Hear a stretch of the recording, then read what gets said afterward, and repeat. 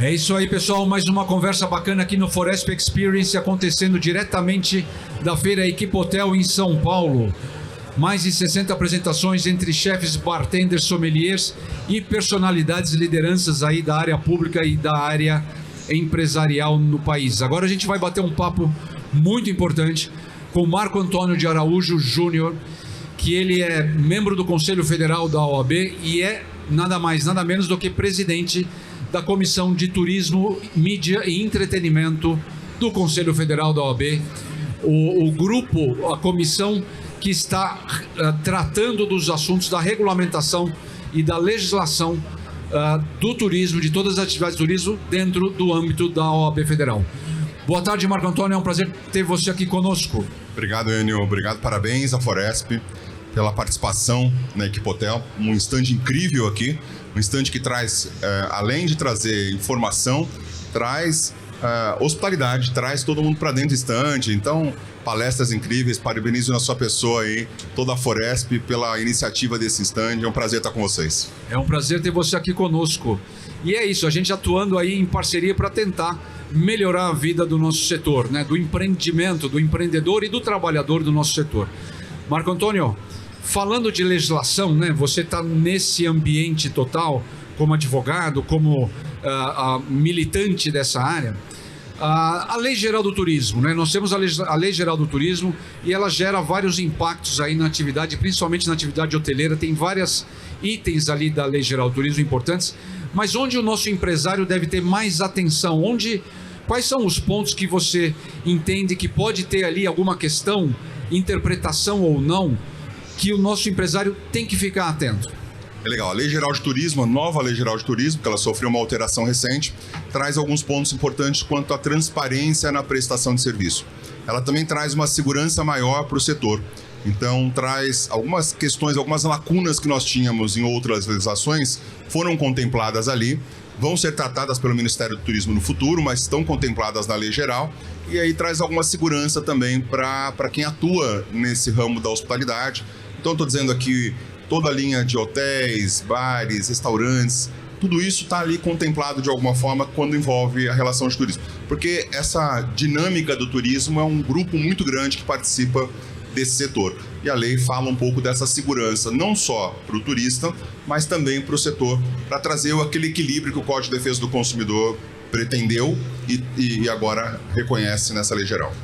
Perfeito. E falando de lei, outra lei que impacta diretamente, principalmente na hotelaria, na coleta de dados e informações dos hóspedes, o tratamento dessas informações, a Lei Geral de Proteção de Dados, onde isso funciona bem, onde não funciona e onde nós temos que ter atenção. Essa lei é um ponto de atenção muito grande para esse nosso mercado, né? Porque toda a coleta de dados tem que ter consentimento do usuário, né? Tem que ter consentimento do turista, do consumidor. E aí passa desde o instante em que você tira um xerox, eventualmente, daquele consumidor, daquele turista, da documentação dele, ou você guarda aquela informação. É importante que tenha um termo de consentimento. É importante que, se o consumidor perguntar, saiba exatamente explicar o que vai acontecer com aquela informação. Como aquela informação é utilizada, qual o tempo de armazenamento, quem tem acesso àquela informação, porque isso lida com dado sensível do consumidor e esse dado sensível pode ser muito relevante. Um vazamento dessa informação pode gerar um prejuízo para aquele estabelecimento. Então tem que ter uma política de como lidar com esses dados, de como informar o consumidor sobre esses dados para que não tenha nenhum problema futuro. Perfeito. A gente estava conversando um pouco antes, você citou agora bastante, o Código do Consumidor, né? Nós temos, o consumidor tem um código que defende, né, a sua compra, a sua atividade, o seu consumo, né, de serviços e produtos, e que o empresário muitas vezes, o empresário tem a sua responsabilidade, obviamente, é um código geral, né, que contempla empresário e consumidor, mas muitas vezes a gente não sabe como atuar, ou o empresário acaba se sentindo também um pouco prejudicado de algumas formas, né? Ele precisa ter essa compreensão cultural da boa relação de compra, não é? E agora, especificamente no turismo, vem aí, né, um projeto de lei já tramitando na Câmara do Código do Turista. Fala um pouquinho para a gente desse novo código, desse projeto e da atuação de vocês aí em cima dessa ideia. O que traz o Código do Turista, o que pode trazer, está em projeto, né, em tramitação, mas o que pode trazer o Código de Turista de melhorias para o nosso setor? O nosso Código de Defesa do Consumidor é um código de 35 anos. Esse ano agora, em setembro, ele completa 35 anos de existência. É um código que dá para dizer que é bastante moderno, é um código copiado aí em vários outros países. E ele tem alguns princípios, e esses princípios se aplicam em todas as relações de consumo e nesse setor, sobretudo, de grande aplicação. O que é bastante relevante no Código de Defesa, se eu pudesse deixar alguns pontos de atenção aqui. O princípio da informação. A informação tem que ser absolutamente clara para que o consumidor saiba, inclusive sobre os riscos de overbook, sobre os riscos de não atendimento de alguma demanda que foi prometida, tudo isso tem que estar muito claro para o consumidor não se sentir ali prejudicado. Então, o Código de Defesa do Consumidor tem grande relevância. Mas, o que é importante, nem tudo o consumidor tem razão. E a comissão tem trabalhado bastante no sentido de mostrar onde o consumidor tem razão e onde o consumidor não tem razão. E naquilo que ele tem razão, como é que o setor vai avaliar e como é que o setor vai trabalhar com essas informações, aplicar isso para não ter nenhum tipo de prejuízo, né? Do outro lado, a gente tem um projeto que fala desse Código de Defesa do Turista, né? A principal diferença do Código de Defesa do Turista é que no Código de Defesa do Consumidor nós temos um conceito de vulnerabilidade. Todo consumidor é vulnerável. E aí nós criamos, a partir da ideia dessa vulnerabilidade, uma hipervulnerabilidade. Alguns grupos de consumidores têm hipervulnerabilidade. Por exemplo, a criança e o adolescente têm hipervulnerabilidade, são mais vulneráveis que as outras pessoas. O idoso tem hipervulnerabilidade. E aí o código pretende que o turista tenha hipervulnerabilidade. Isso é um detalhe importante, a gente precisa estar atento para entender qual será a extensão dessa hipervulnerabilidade. Porque não dá para considerar que o consumidor turista vai ser muito mais sensível do que um consumidor que não é turista. E essa discussão nós queremos também ter no Legislativo, em nome da comissão, conversando com o setor, para tentar entender qual vai ser o reflexo dessa hipervulnerabilidade, para que não seja um código que desequilibre a relação, né? É necessário garantir ao consumidor turista todos os direitos previstos em lei, mas não é razoável trazer um desequilíbrio nessa relação entre o consumidor turista e o mercado. Então, o que a gente busca é que esse código replique o Código de Defesa do Consumidor, mas não traga nenhum desequilíbrio. Esse vai ser um grande desafio.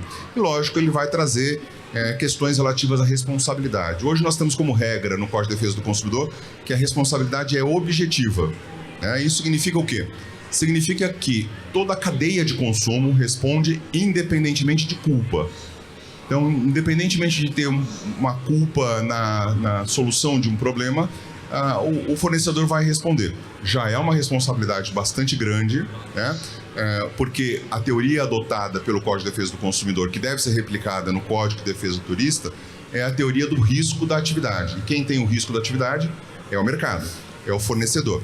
Então já tem ali uma preocupação bastante grande que não pode ser potencializada. Por isso a comissão tem trabalhado bastante em parceria com a Foresp, ouvindo também outras associações da área, para que a gente possa levar ao Legislativo esse ponto de atenção para que não haja um desequilíbrio na votação desse Código de Defesa do Turista. E principalmente também coibir eventuais abusos, né? Porque essa questão da vulnerabilidade da relação do consumo com o mercado, muitas vezes também vem carregada de algum abuso, né? Então tentar coibir isso. Mas falando da questão, você falou agora da criança, do adolescente, né? Nós tivemos um pouco mais cedo aqui uma entrevista com a vereadora Ana Carolina, falou bastante a respeito disso também.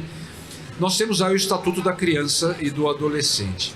No nosso setor hoje, você não encontra mais, né, há muito tempo, não existe mão de obra, né, mas existe o consumo, existe o turista.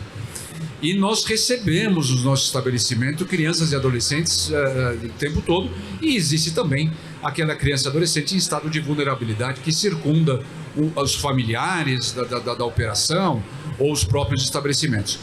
Que atenção nós temos que ter, como isso impacta a nossa atividade, e que atenção, através da comissão, através do Conselho Federal da OAB, recomenda para o nosso setor em relação a esse assunto. Esse é um ponto muito sensível, né? Um ponto que está inclusive em moda porque nós acabamos de aprovar agora no Brasil o ECA Digital, que proíbe a adultização da criança e do adolescente. E no setor hoteleiro é muito importante que as empresas fiquem atentas a atacar 2 pontos. O primeiro é afastar de qualquer sorte a exploração da criança e do adolescente. Tem que ter um cuidado especial para não participar dessa exploração, não permitir que ela aconteça, não permitir que nenhum traço de exploração aconteça dentro do ambiente do hotel.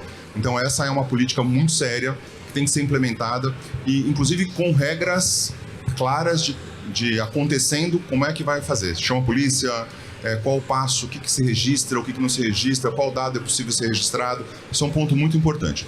E o outro ponto é como atender a criança e o adolescente também, né? Qual a documentação necessária, autorização dos pais, tempo de permanência, espaço para a criança e para o adolescente. E aí a gente também tem que falar daquelas crianças e adolescentes com neurodivergências. A gente tem hoje uma quantidade grande de criança e adolescente com neurodivergência e o estabelecimento tem que estar preparado para atuar com uma criança e adolescente que tenha, por exemplo, um TEA, né, um espectro autismo. Tudo isso são pontos importantes da política de atendimento que envolve o ECA, o Estatuto da Criança e do Adolescente, que tem que estar dentro da política de trabalho do setor. Eu estou aqui fazendo várias perguntas, aproveitando a tua presença aqui para dar essas explicações muito importantes para nós. Por isso também a importância dessa criação de um manual, de uma cartilha nesse sentido, não é? Um outro assunto, no caso da hotelaria, muito importante, é a questão da relação de serviço e consumo das OTAs, né? das plataformas digitais, né? Tanto as plataformas aí, por um lado, as plataformas de locação de curta duração, quanto as que hoje são as mesmas, né? Quanto a de venda propriamente de hospedagem. Como é que a gente consegue equilibrar melhor essa relação entre fornecedor, o intermediário, que são as OTAs, né? E o consumidor, para que as 3 partes possam sair satisfeitas desta operação de consumo digital? Esse é um grande desafio. Hoje, se a gente for olhar sobre a ótica do Código de Defesa do Consumidor, as plataformas respondem de forma objetiva, né?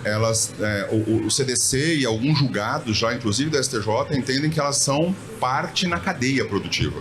Então, elas respondem de forma objetiva. Também é o papel da agência, né? É muito parecido com isso. E aí, nessas plataformas de marketplace, das OTAs, tem que ter um cuidado especial nessa relação contratual para tentar verificar quando que a plataforma não vai responder, em que situação que vai ser culpa exclusiva do fornecedor.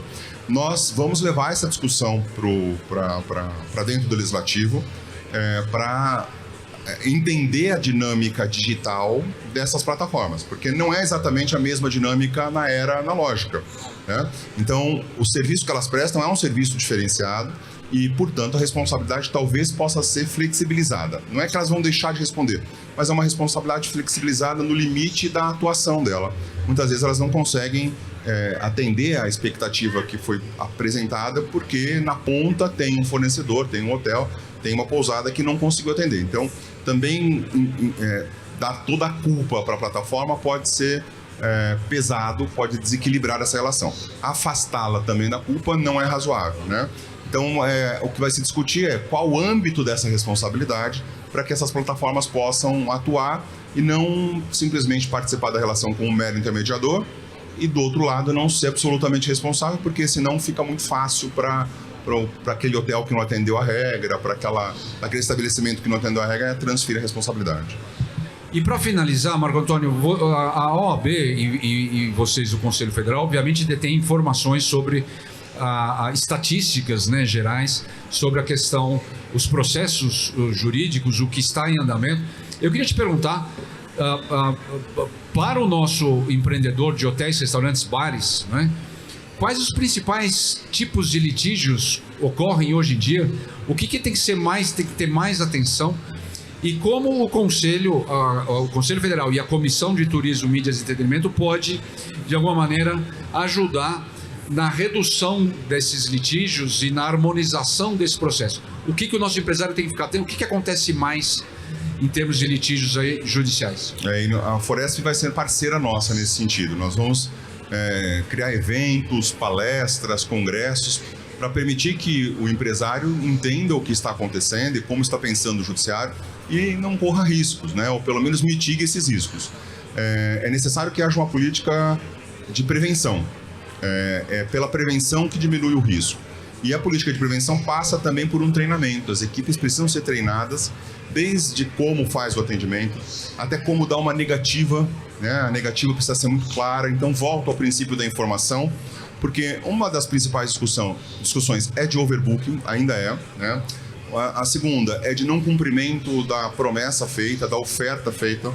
Então, a oferta é feita de uma maneira no site, chega lá o quarto está de outra maneira, o estabelecimento está apresentado de forma distinta, tinha uma área, mas, por exemplo, aquela área não está funcionando porque está em manutenção, aquela informação não estava no site, e aí o hóspede vai pedir um desconto. Tudo isso passa pelo princípio da informação e o hóspede tem hoje a possibilidade de discutir. Seja no juizado especial, nas causas de até 20 salários mínimos, ele nem precisa de advogado. Então, ele vai sozinho, discute, ou traz para a justiça comum também, né? E sempre vem associado a algum tipo de dano, não só o dano material, o desconto no valor que foi pago, às vezes também associado a um dano moral. Por isso, a prevenção é a principal chave para fazer um treinamento bem feito, para avaliar quais são os riscos, para mitigar esses riscos e não correr nenhum tipo de... Hoje, a reputação online é um grande indicador desse mercado. Então, o sujeito vai lá, ele faz uma avaliação negativa e aquela avaliação negativa é capaz de afastar vários clientes. Então, toda essa dinâmica que envolve a reputação online precisa ser tratada de forma preventiva.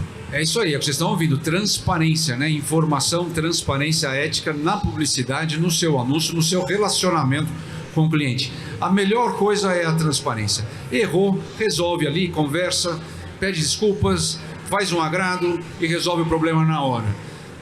Errou o cliente, né, o hóspede ou o consumidor, entenda isso, resolva isso de uma maneira pacífica, mas a transparência ética é a chave. Poucos consumidores pretendem ir para o litígio. Não é a ideia do consumidor ir para o litígio, mas às vezes a maneira com que o fornecedor responde àquela provocação, responde àquele erro, torna aquilo uma briga, né? Cria o espírito de litigar. Se você reconhece o erro, se você compensa de alguma forma aquele erro, o consumidor fica tranquilo, você garante que o consumidor vai voltar, garante uma avaliação positiva e a gente sabe que a melhor avaliação é a indicação e você garante que o seu negócio está estável. Então esse é um ponto importante, ter transparência e solucionar de forma transparente. Olha, não temos isso, vamos te compensar de alguma outra maneira e resolve o problema. É isso aí, Marco Antônio Araújo Júnior, o presidente da Comissão de Turismo, Mídias e Entretenimento do Conselho Federal da OAB. Muito obrigado pela sua presença, esclarecendo para a gente aqui alguns assuntos. Vamos trabalhar juntos para melhorar o ambiente, o clima e a segurança jurídica da nossa atividade. Muito obrigado, Marco. Parabéns pelo evento, mais uma vez, é um prazer estar aqui. É isso aí, mais uma conversa aqui no Forest Experience e vai vir mais aí. Muito obrigado.